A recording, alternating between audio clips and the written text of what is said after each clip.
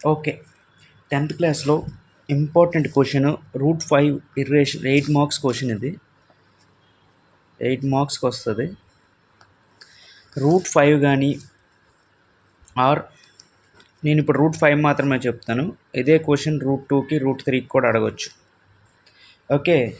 ఏదిచ్చినా method ఒకటేని, answer చేసే విధానం ఒకటేని మనం కాంట్రాడిక్షన్ మెథడ్‌లో ప్రూవ్ చేయాలి. ఫస్ట్ వాడు ఇర్రేషనలా అన్నాడు, మనము కాదు అనుకుందాం. సో ఆన్సర్ అని పెట్టేసి ఎస్యూమ్ √5 ఈజ్ రేషనల్. నా హ్యాండ్ రైటింగ్ బాగోదు కానీ మ్యాథ్స్ హ్యాండ్ రైటింగ్తో పని లేదు. √5ని రేషనల్ అనుకోవాలి. √5 రేషనల్ అంటే what is the form of rational number? ఇక్కడే మీకు ఒక మార్క్ వచ్చేస్తుంది. రేషనల్ అనుకొని రేషనల్ నెంబర్ డెఫినేషన్ రాశారంటే అయిపోద్ది. If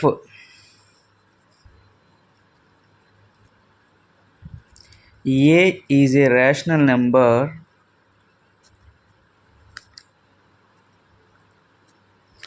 then it should be in the form of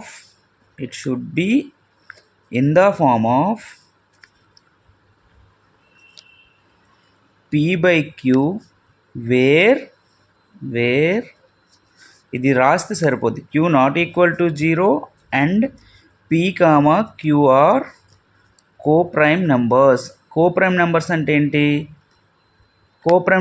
ఏంటి?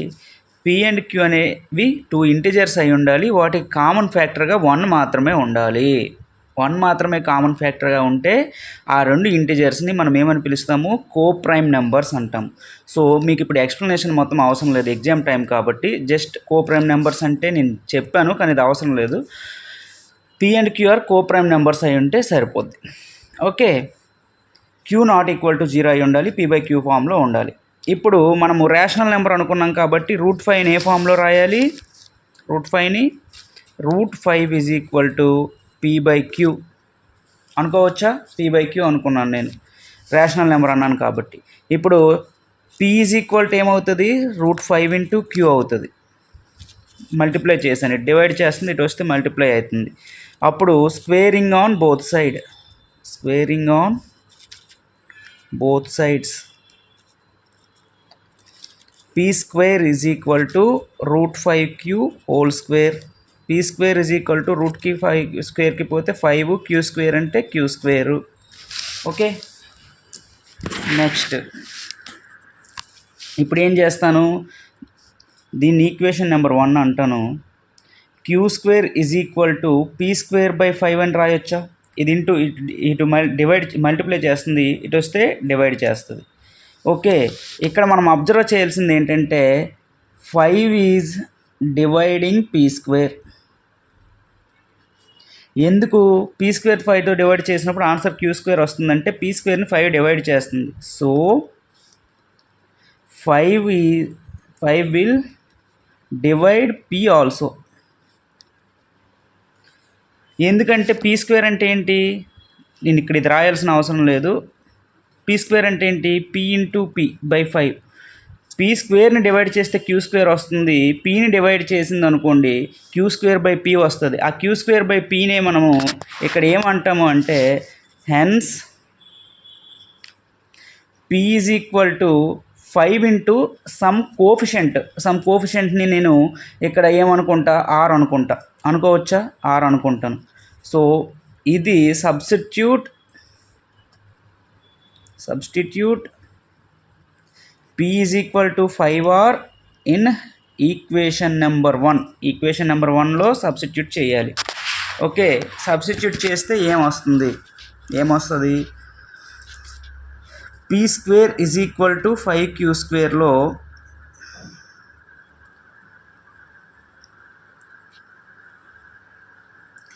p అంతా 5r సబ్స్టిట్యూట్ చేయమన్నాను. 5r square is equal to 5q square. ఇక్కడ రాయండి. 5r square is equal to 5q square. 5r square అంటే 25r square is equal to 5q square. So q square is equal to 25r square by 5 sir. So 5r square is equal to q square, r square is equal to q square by 5 అని రాయొచ్చా? So మీరు ఇక్కడ observe చేస్తే q square is divided by 5, hence q is also divide by 5. So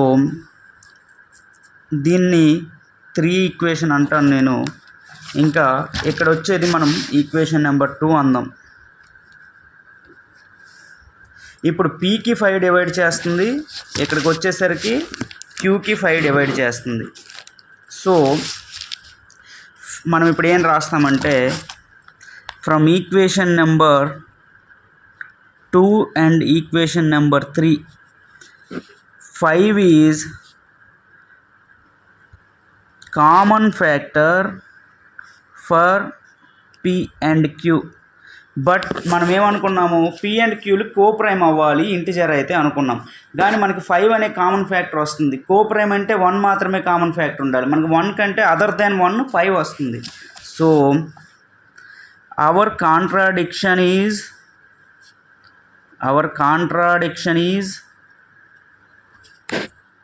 false. మన contradiction ఏంటి? That is √5 is rational is false. √5 rational false అయితే hence therefore √5 is irrational. ఈ steps రాస్తే 8 marks ఖచ్చితంగా వస్తాయి మీకు. నేను ఇది వీడియో తీసుకొని స్క్రీన్ షాట్ తీసుకోవడానికి మొత్తం ఆన్సర్ పెడతాను, చూసుకోండి. Okay, that's it. ఇందులో ఏమైనా డౌట్ ఉంటే పింగ్ చేయండి. 8 మార్క్స్ పక్కా వస్తాయి. 5 ప్లేస్లో √2 కానీ √3 కానీ ఇచ్చాడు అనుకోండి, √5 ప్లేస్లో ఇక్కడ ఎక్కడెక్కడైతే 5 పెట్టానో మీరు అక్కడ 2తోని రీప్లేస్ చేసేయడమే √2 అంటే. ఎక్కడెక్కడైతే √3 అడిగాడు అనుకోండి, 5 ప్లేస్లో 3 పెట్టేయడమే. ప్రాసెస్ మొత్తం same.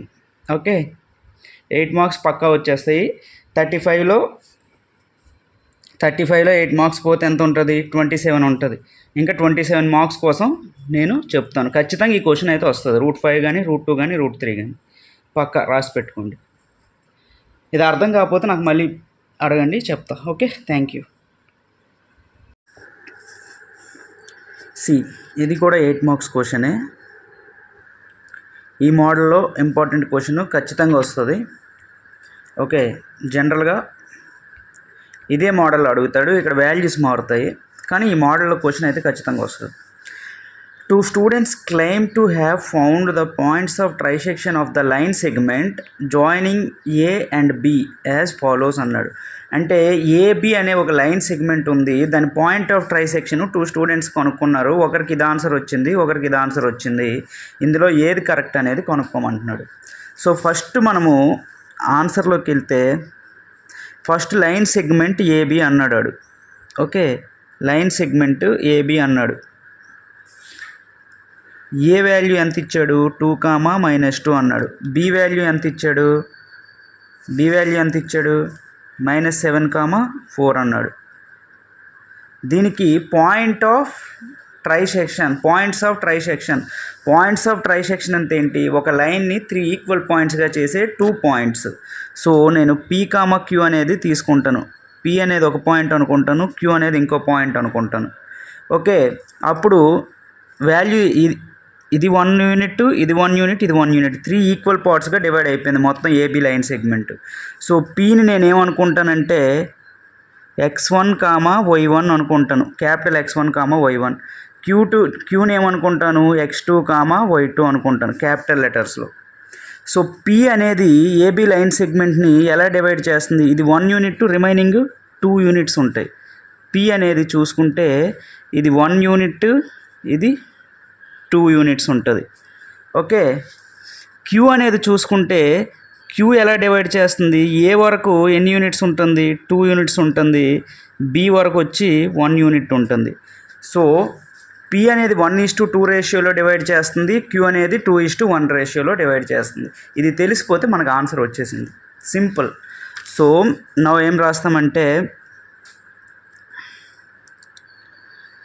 Let's take P comma QR points of trisection to the line segment AB. AB అనే లైన్ సెగ్మెంట్కి పీ కామా క్యూ అనేవి 2 పాయింట్స్ ఆఫ్ ఇంటర్సెక్షన్ అనుకుంటాం. ఫస్ట్ మనం పీ కనుక్కుందాం. P is dividing the line segment AB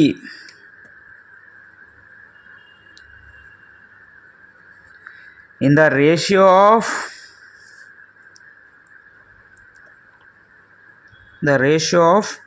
1:2. 1:2 రేషియోలో P అనేది divide చేస్తుంది.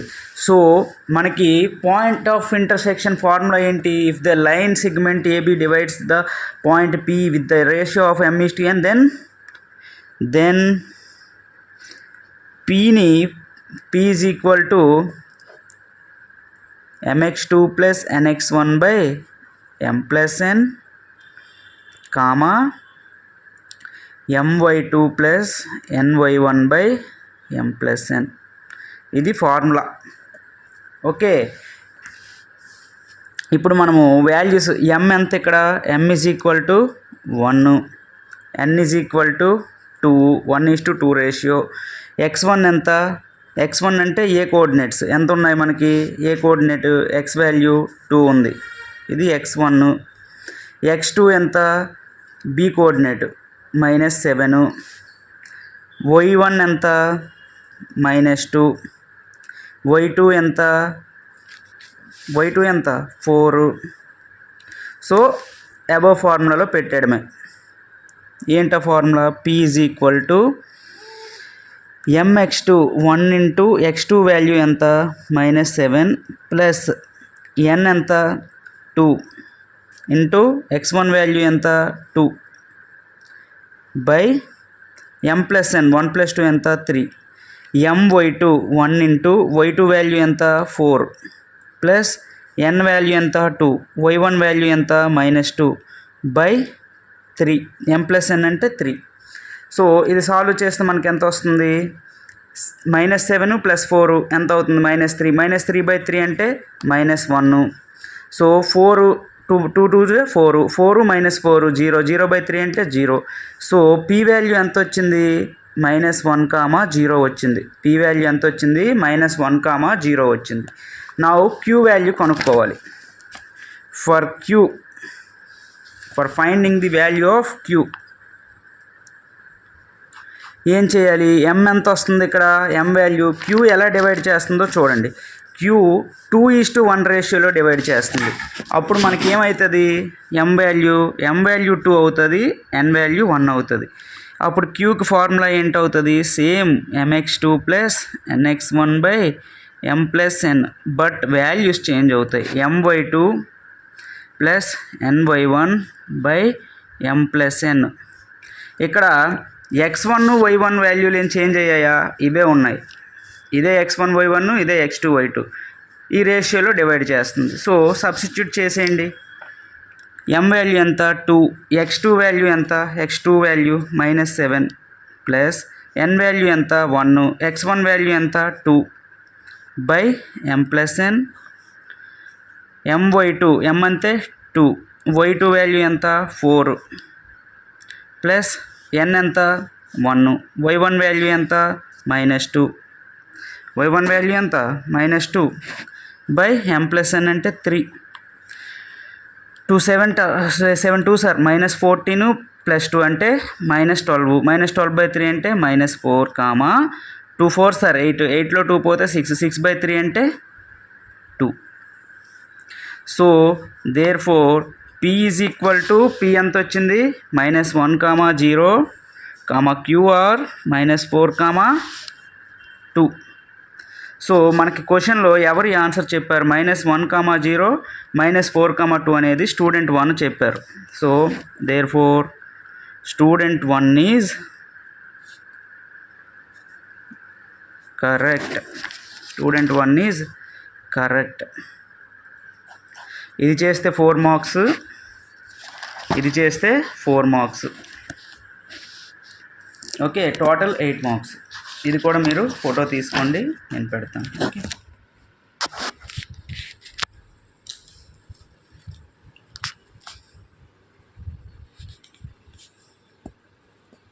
నేను ఫోటో స్లిప్లు తీయమనట్లేదు, ప్రాక్టీస్ చేస్తాను. Okay, thank you.